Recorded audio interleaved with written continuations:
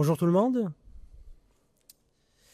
Merci d'être venus. Donc, pour ceux qui viennent d'arriver, je vais me présenter rapidement. Donc, Mouad El Bakali, donc directeur d'innovation à société RS2I, du groupe Neuron. Je serai accompagné durant cette présentation de Hajar Garib, lead engineer dans la même équipe. Et donc, on va traiter le sujet de la transition de l'existant autour des capacités d'intégration et principalement l'API dans cette phase de transition et ce qu'on appelle l'IA ready, être principalement et fortement en capacité d'adopter les nouveaux venants, à savoir les agents IA et plus précisément également le protocole MCP. Je passe la parole à Hajar pour le contenu de cette présentation. Merci Mouad. Donc, comme on sait tous que 2025, c'est l'année des agents. Donc, dans cette présentation, on va commencer par une introduction de l'IA agentique, à savoir les concepts de base, les définitions. Et par la suite, on va passer directement au protocole MCP. Donc, on va aussi présenter les concepts de base, les notions clés du MCP, comment ça marche sur le plan technique. Puis, on va passer à la partie limitation de ce protocole pour finalement arriver à l'intégration de l'API management avec l'IA agentique et le protocole MCP. Donc, je vais commencer par présenter l'IA agentique. Donc, qu'est-ce que l'IA agentique? Aujourd'hui, on en parle beaucoup. Donc, c'est tout simplement sont des systèmes d'intelligence artificielle qui sont conçus principalement pour agir avec l'environnement, prendre des décisions et atteindre des objectifs bien définis. Donc, ces IA agentiques, ils ont des spécificités. Notamment, la première chose, c'est l'autonomie. Ils doivent être capables à interagir avec le monde extérieur sans interaction humaine. Par la suite, on a aussi le comportement qui doit être orienté objectif. Donc, c'est principalement ces IA, ils ont une capacité à atteindre un objectif bien défini. Et par la suite, on a l'interopérabilité. Et ça, je pense qu'on va en parler beaucoup. Donc, l'interopérabilité, c'est la capacité à interagir avec d'autres systèmes, que ce soit des bases de données, des CRM, etc. Donc, ça, c'est la partie théorique. Maintenant, on va passer la partie plus architecture technique. Si on veut définir un agent IA, c'est tout simplement, première chose, un modèle. Et je pense qu'aujourd'hui, on parle tous ce modèle, c'est principalement LLM. C'est un modèle qui doit comprendre le langage naturel. Par la suite, on a les outils. Donc, ces IA, ils doivent interagir ou utiliser des outils. Quand je parle outils, c'est principalement des fonctions qu'on met en place qui vont être utilisées par le modèle pour atteindre finalement l'objectif. Et finalement, on a la couche orchestration. Ça veut dire que tout ce flux-là, il doit être orchestré via des outils d'orchestration. Donc là, on va passer à la deuxième partie. C'est les défis de l'IA agentique. Je te laisse, Mouad, nous présenter quels sont les défis d'intégration de l'IA agentique. Yes, merci Hajar. Donc là-dessus, on souhaitait par cette partie, en tout cas, d'illustrer tout simplement un retour d'expérience qu'on a et pour être très franc avec vous, du peu d'implémentation de ce protocole qu'on a fait depuis quelques mois aujourd'hui, principalement dans le secteur assurance. Une fois l'agent IA est mis en place, il est bien évidemment un composant logiciel et par la suite on fera une présentation un peu plus poussée de la chose, propulsé par un modèle d'assistant, comme disait Hajar, d'un LLM, tout simplement. Du type, pour être plus précis, OpenAI et tous ces modèles, Google, Gemini et tout le scope, voire Anthropic et Claude. Il est connecté à un canal d'interaction, donc on l'a fait connecter au canal d'interaction classique qu'on peut retrouver à travers les centres de gestion, soit ce qu'on appelle des chatbots ou aujourd'hui on a la capacité de mettre en place ce qu'on appelle des voice bots, automatisés aussi à travers des interactions asynchrones, des échanges par mail en l'occurrence. Vous avez l'agent IA qui est à l'écoute de ces interactions, ce qu'on peut vulgairement faire tous les jours par des prompts, considérés comme prompts, mais en tout cas, ce sont des échanges du end-user, du client, de l'adhérent, de la personne qui souhaite répondre à un besoin bien spécifique. En l'occurrence ici, vous avez le renouvellement d'un contrat. Donc le client, l'adhérent, il se pose des questions sur le renouvellement d'un contrat. Et donc l'agent IA, il va bien évidemment à travers son univers LLM identifier il va identifier 3 choses. La première, c'est l'intention, le besoin métier, de quoi cet adhérent a-t-il besoin, donc ce qu'on appelle l'intent. Parce que voilà, ces éléments-là, ils sont écrits par nos amis de l'autre côté de l'Atlantique. Donc, on parle d'intention, de besoin à métier, renouvellement de contrat. Une fois identifié, on associe à ce besoin ici, à ce processus métier, on sait qu'on est dans un processus de renouvellement d'un contrat. Et ensuite, on va nous intéresser à ce qu'on appelle les entités de métier. Donc, on va essayer de s'approcher du catalogue des données. Et donc là-dessus, on va voir clairement qu'on parle d'un contrat et plus précisément de l'assurance auto. Mais néanmoins, le retour est le suivant. Comme vous voyez dans l'image à gauche, le retour in fine, après, je pense qu'on a tous vécu un petit peu l'expérience, une réponse très générique, hors contexte, voire inutile, qui est la suivante. Vous pouvez renouveler en ligne. Maintenant, ce qu'on souhaite justement, et c'est là-dessus, on va venir s'approcher de notre récit, s'approcher de l'intégration avec les différentes capacités d'intégration et principalement les API et les plateformes APIM, c'est la contextualisation de besoins. Donc, pourquoi on est arrivé à cette insatisfaction du client? C'est tout simplement parce qu'on n'a aucun besoin, aucune connaissance de cette personne-là. Donc, on n'a pas besoin à son contrat, on n'a pas besoin à son profil, on n'a pas besoin des outils qu'on pourrait avoir justement pour exécuter des actions, ce qu'on disait tout à l'heure par tools, à savoir les calculs de score, les calculs de remise, plein d'outils qu'on peut retrouver dans ce secteur-là. Et donc l'idée, c'est de sortir de ce fonctionnement un peu en mode aveugle à un mode de fonctionnement contextualisé à travers un accès aux différents outils internes OSI, qui sont en l'occurrence dans un autre univers, sachant que souvent on a pour des raisons de confidentialité, principalement dans ce secteur-là, santé, assurance, les modèles LLM, bien évidemment, ils sont en public, sont encore un peu moins en privé. Et donc, l'autre univers qui est le SI interne est complètement cloisonné, bien évidemment, dans le système d'information interne. Et l'idée maintenant, c'est justement d'aller plus loin. Et comment notre cher agent pourrait justement contextualiser maintenant ce besoin-là, avec quelle est la nature de l'échange, quelle est la nature des réponses et des requêtes qu'il pourrait faire. Alors, exactement. Donc, si on veut que notre agent communique avec le monde extérieur ou pour répondre aux besoins de l'utilisateur, il doit communiquer avec nos systèmes d'information. Donc, ici, j'ai fait un exemple. On a, par exemple, j'ai pris 3 agents. Si, par exemple, on a 3 agents et dans notre système d'information, on a 3 composants, des CRM, ERP et Datamart. Donc, si on veut gérer la connexion avec nos agents et notre système d'information, donc si on part du principe 3-3, donc on doit gérer une connexion de 3x3, donc 9 connexions à configurer, que ça soit sur la partie des agents ou sur notre système d'information. Et ça rend en fait la tâche plus compliquée. Donc, d'où, en fait, Anthropic, en novembre 2024, ils ont introduit un protocole qui s'appelle le MCP, donc Model Context Protocol. Donc, c'est un protocole open source qui permet tout simplement aux développeurs de créer des connexions bidirectionnelles entre les agents IA et le système d'information.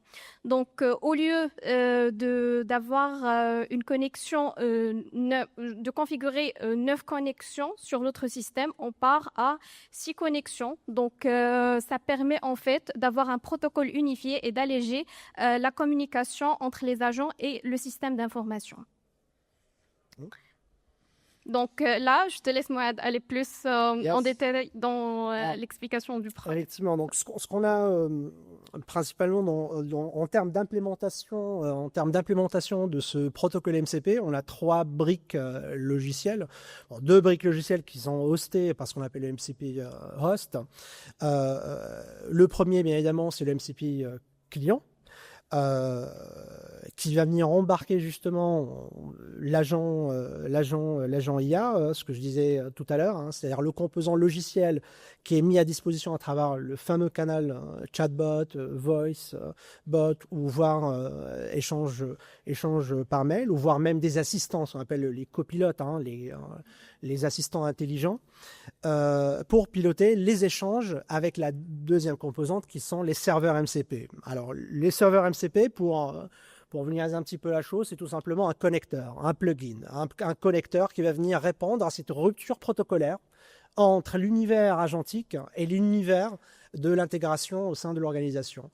Il va répondre à un échange agentique LLM versus, de l'autre côté, faire cette traduction du LLM vers le JDBC, vers, que sais-je, des requêtes Snowflake, que sais-je, hein, pour ne pas donner des éléments plus précis, mais en tout cas, répondre à cet enjeu de comment passer de l'univers agentique vers le protocole d'échange de l'application source, l'application tool, l'outil dont on a besoin pour exposer ce service-là à travers le MCP serveur. L'intégration, bien évidemment, se fait d'une manière complètement agnostique à la plateforme, à l'infrastructure. Hein.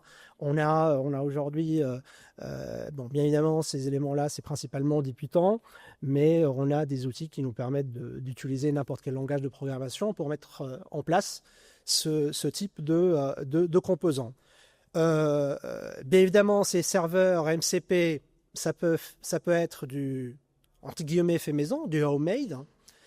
Mais aujourd'hui, les éditeurs, ils sont déjà en place. Ils commencent déjà aujourd'hui par justement proposer eux-mêmes leurs propres connecteurs pour répondre justement à cet enjeu d'intégration du protocole MCP avec les outils. Hein.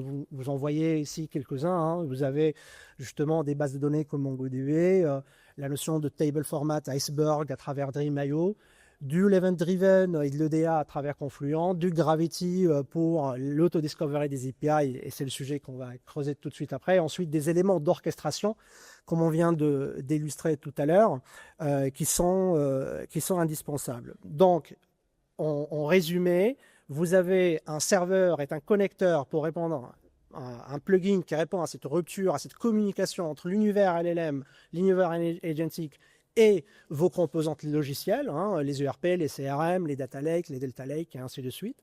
Et vous avez tout simplement des consommateurs qui sont les MCP clients. Maintenant, cet échange, bien évidemment, ces MCP serveurs, la communication se fait principalement par du HTTP, par la consommation des API.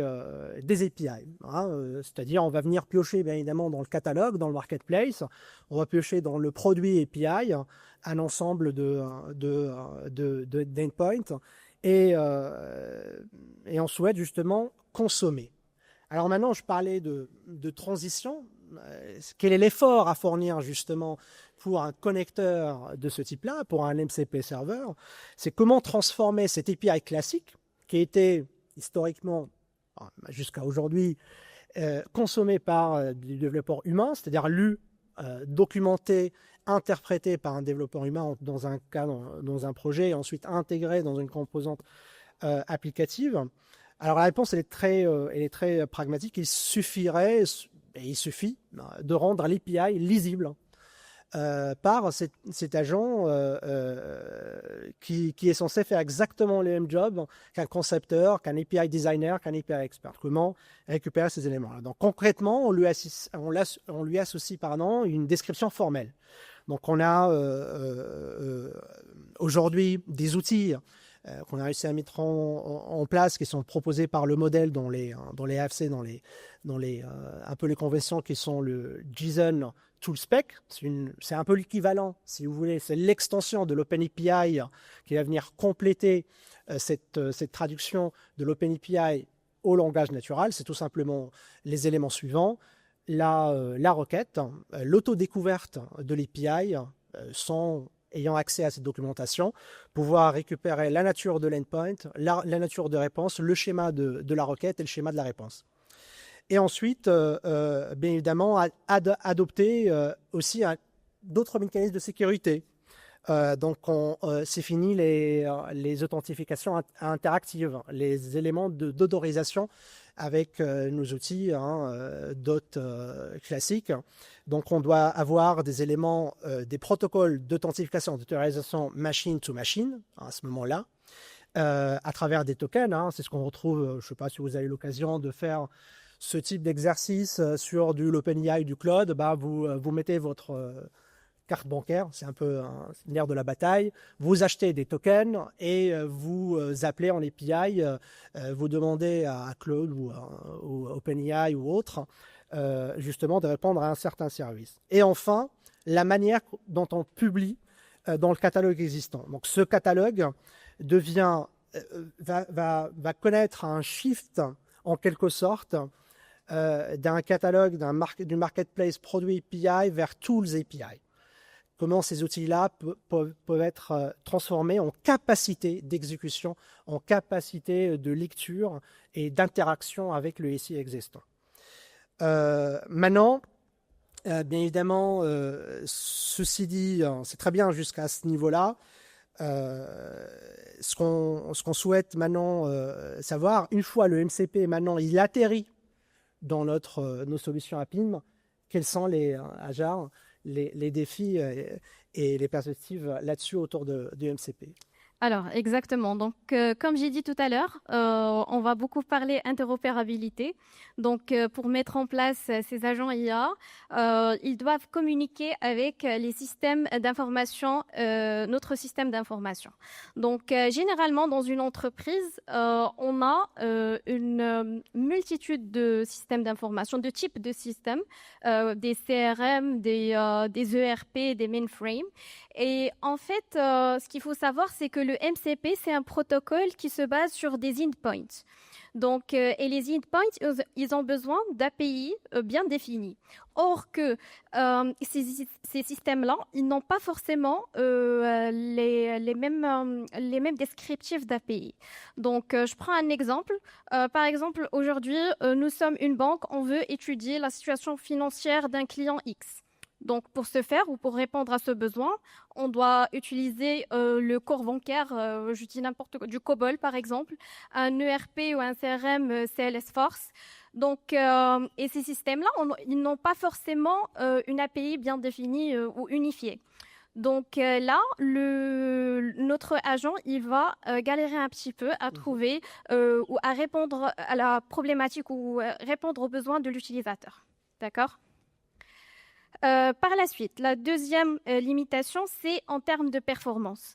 Donc, quand on parle MCP, ce qu'il faut savoir, c'est qu'il y a une suite d'étapes. Donc, c'est un processus. La première chose, on a la définition de l'intent. C'est quoi l'intention ou l'objectif auquel il doit répondre notre agent. Par la suite, on a la recherche des outils qu'il va utiliser pour atteindre son objectif. Puis, on a la réponse aux besoins ou l'exécution. Et finalement, la réponse finale. Donc, ce process-là, il est long. Et si on fait appel à plusieurs outils, ça peut générer de la latence dans notre système. Donc, si on a du traitement en temps réel, ça peut générer une problématique sur ce point-là. Par la suite, on a la couche sécurité. Donc, quand on parle sécurité, ce qu'il faut savoir, c'est que le MCP, c'est un protocole qui vient d'être introduit. Et la configuration de la sécurité, que ce soit au niveau des agents ou au niveau des systèmes d'information, je dis système d'information, c'est des API. Donc, pour mettre en place cette couche, elle est difficile par rapport aux développeurs, donc ça prend un petit peu plus ça demande du développement dans cette partie. Par la suite, on a la partie gouvernance. Donc, pour la gouvernance, c'est généralement en relation avec les intents de l'utilisateur. Si, par exemple, on a aujourd'hui un utilisateur qui donne un prompt qui est très complexe, qui fait appel à plusieurs outils. Ici, l'agent, il va galérer un petit peu à savoir ce que veut exactement l'utilisateur. Donc, s'il lui donne un prompt qui est très complexe ou qui est composé, le protocole ou l'agent, il va pas vraiment savoir ce qu'il veut. Et là, ça risque de prendre une action qui n'est pas exactement adéquate à la situation. Et finalement, la dernière chose, on a la maintenance. C'est tout simplement, dans un système d'information, on a une API qui évolue vers une autre version. Ou par exemple, on a un ajout d'un champ. Et là, en fait, il faut du développement côté protocole MCP. Donc, ça demande, c'est du coût de plus. Et ça peut nous générer de tout ce qui est des régressions dans le système. Donc, là qu'on a vu les défis du protocole MCP, on va voir la partie intégration de l'API management dans notre système. Donc, en fait, dans un écosystème IA agentique, ce qu'il faut savoir que l'API management ou son intégration dans ce système-là, il joue le rôle de gateway entre nos agents et nos systèmes d'information. Et ça nous apporte beaucoup de choses. Donc, la première chose au niveau de la sécurité, l'API management, il joue le rôle de gateway. C'est elle qui gère tout ce qui est authentification, tout ce qui est gestion des tokens entre les agents et les API. Donc, c'est elle qui dit, OK, l'agent 1, il a accès, est-ce qu'il a vraiment accès à cette API ou pas? Donc, ça, c'est la première partie. La deuxième partie, on a le système de caching. Ce qu'il faut savoir, c'est que parfois, on a des demandes à des API qui contiennent des informations qui n'évoluent pas vraiment dans le temps. Donc, avec le système de caching, on ne va pas faire plusieurs appels à cette API. Et du coup, ça va réduire la latence dans notre système et ça va réduire les appels vers des API qui ont des informations qui ne se modifient pas dans le temps. Par la suite, on a la partie traçabilité et monitoring. Quand on parle traçabilité et monitoring, c'est en fait pour savoir est-ce que on a c'est pour en fait tracer l'utilisation des API. Est-ce qu'on a par exemple cette API, elle est beaucoup plus utilisée qu'une autre. Si par exemple il y a eu un agent qui appelle un API, il appelle par exemple plusieurs fois. Il y a un problème, donc là on fait tomber l'agent et on résout le problème. Et ça n'impacte pas tout le système, donc ça se fait par API, d'accord? Et finalement, on a le load balancing. Le load balancing, c'est pour en fait gérer les performances de notre système. Là, on passe à l'intégration, à l'API management côté technique. Donc on va là-dessus effectivement pour compléter sur le dernier point Ajar concernant à la fois l'observabilité principalement, effectivement c'est mesurer le taux de succès de nos agents. C'est-à-dire comment à la fois effectivement on a des indicateurs qui permettent d'illustrer les échanges avec nos API, nos outils maintenant. Qui sont considérés comme des capacités vues par les agents, mais surtout en termes d'interaction. C'est-à-dire, est-ce que c'est le fait d'interroger cette API a réellement résolu justement a su répondre à l'intention à travers cet appel? Est-ce qu'on a su contextualiser proprement comme il faut ces éléments-là? Et puis, finalement, un sujet très important auquel on a été confronté également, c'est la notion de quota et rate limit dans les API qu'on trouve classiquement à travers les clients API sur lesquels on positionne justement des quotas en termes de consommation, soit en nombre de requests, soit en termes de volume, ou voire même de tokens à générer, ce genre de choses. Et si l'agent doit être autonome sur la réflexion à avoir, est-ce qu'il est vraiment pertinent et indispensable que je fasse appel à cette API? C'est-à-dire, il ne suffirait pas, puisqu'on ne peut pas vraiment maîtriser aujourd'hui l'usage des agents envers nos API.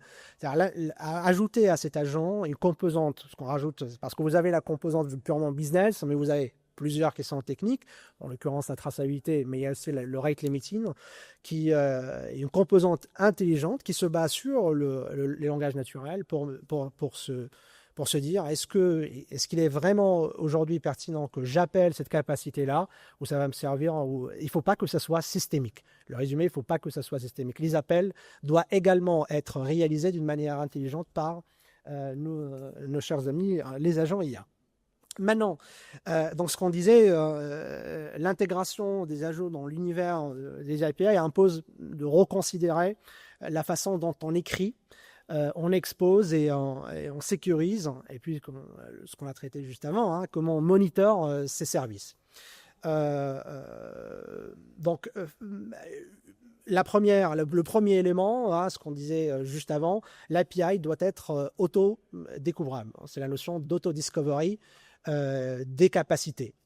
On ne peut pas avoir un serveur par produit API parce que ça va faire énormément de serveurs MCP à maintenir et à supporter.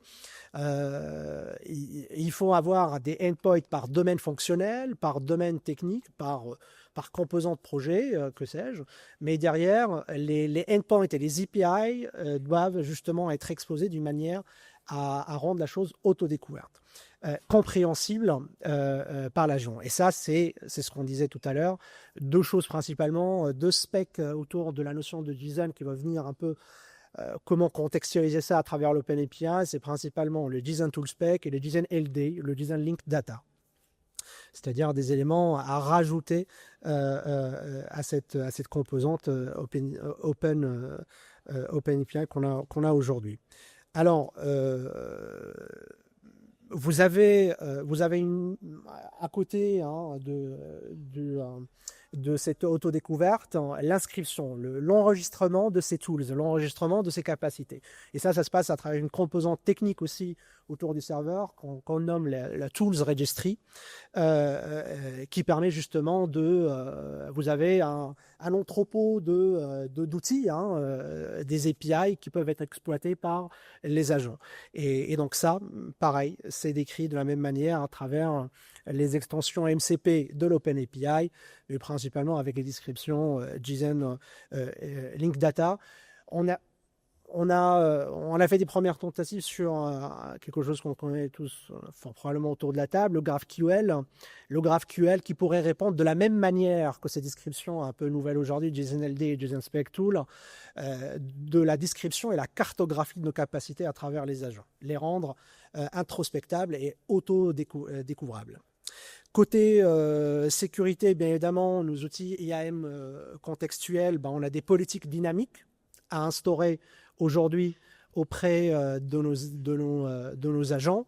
La question qu'on peut se poser, et là-dessus, c'est un peu limite un peu de ce retour d'expérience, est-ce qu'il serait pertinent de considérer l'agent comme un composant purement logiciel et créer et le rajouter dans des groupes et des rôles, l'associer à des rôles et dire ok, voici les airbags nécessaires pour cet agent-là, ou aller encore plus loin et justement rendre cette capacité de gestion. Et c'est là où on voit nos amis les éditeurs, que ce soit Gravity, Kong, Apity et autres, Kong à travers la partie API Mesh et leur fameux plugin, Kong, ils aiment bien les plugins.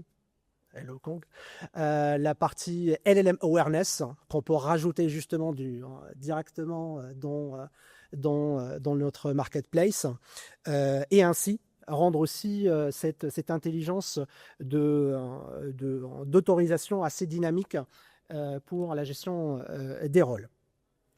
Ce qu'on disait tout à l'heure, effectivement, pouvoir scaler nos capacités et nos quotas d'une manière dynamique. Donc ce n'est pas ce qu'on faisait jusqu'à aujourd'hui. On positionne des règles de jeu dès le début de l'exercice, en tout cas de la mise en place du projet ou ce genre de choses, en disant voici les quotas et voici les règles à respecter en termes de scaling à avoir. Alors aujourd'hui, encore ce que je disais tout à l'heure, ce n'est pas quelque chose de maîtrisable.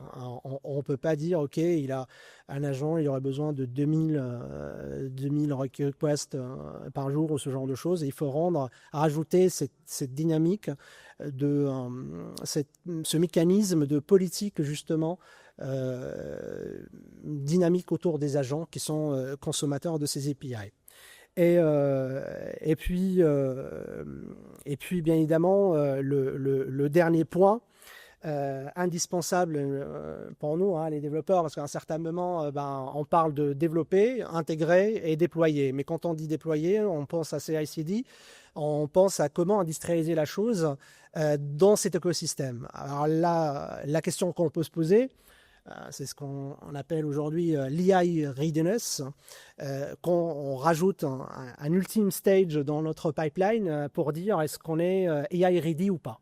Alors est-ce qu'on est AI ready, c'est-à-dire vérifier justement la notion de l'intent, vérifier la notion de données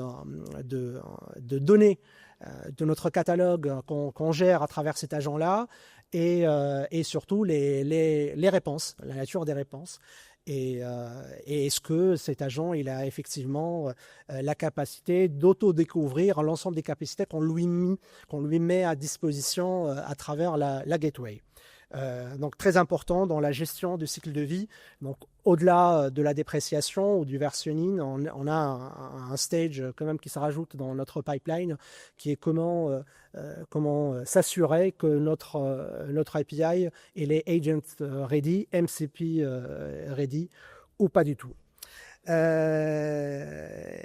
puis là-dessus, on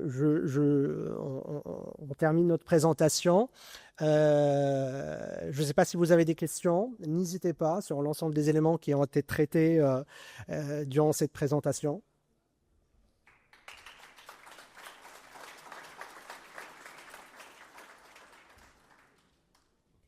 En gros, pour faire des agents, pour les implémenter, on est obligé de passer par des API ou bien d'autres technologies sont possibles, par exemple?